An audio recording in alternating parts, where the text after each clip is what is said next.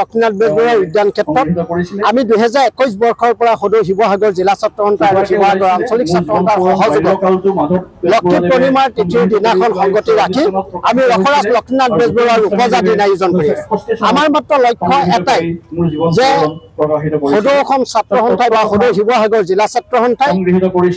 ৰসৰাজ লক্ষ্মীনাথ বেজবৰুৱাৰ স্মৃতি যুগমীয়া কৰিবৰ কাৰণে উঠি অহা নতুন প্ৰজন্মক ৰসৰাজ লক্ষ্মীনাথ বেজবৰুৱাৰ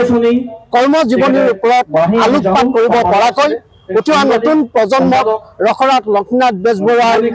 আদৰ্শৰে নতুন পথৰে আগবাঢ়িব পৰাকৈ উঠি অহা নতুন প্ৰজন্মক চিনাকি কৰি দিবৰ কাৰণে আমি এটা সদৌ শিৱসাগৰ জিলা ছাত্ৰ সন্থাই প্ৰয়াস কৰিছো আৰু খুব সুন্দৰভাৱে শিৱসাগৰবাসী ৰাইজে এই অনুষ্ঠানটোত উদযাপন কৰাৰ ক্ষেত্ৰত সহযোগিতা আগবঢ়াইছে আহি থকা দিনতো ৰসৰাজ লক্ষ্মীনাথ বেজবৰুৱাৰ উপজা দিনটো সৰ্বাংগ সুন্দৰৰূপে আয়োজন কৰিবৰ কাৰণে আমি শিৱসাগৰবাসী ৰাইজৰ পৰা আশীৰ্বাদ আৰু দিহা পৰামৰ্শ বিচাৰিছো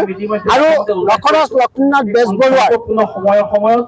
চিৰযুগমীয়া কৰিবৰ কাৰণে তেওঁৰ স্মৃতি চিৰযুগমীয়া কৰিবৰ কাৰণে আমি প্ৰত্যেক বছৰে তেখেতৰ নামত এটি বঁটা প্ৰদান কৰি আহিছো অসমৰ বৰেণ্য ব্যক্তি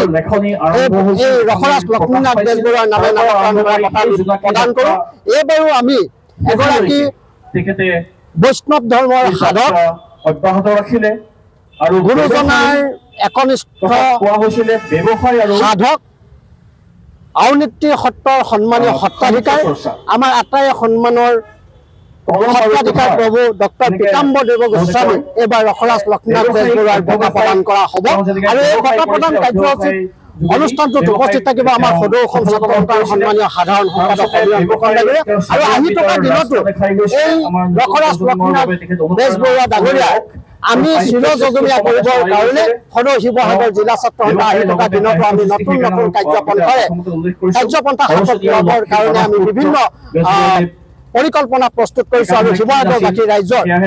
সহযোগিতা আমি পুনৰবাৰ আমি কামনা কৰিছো।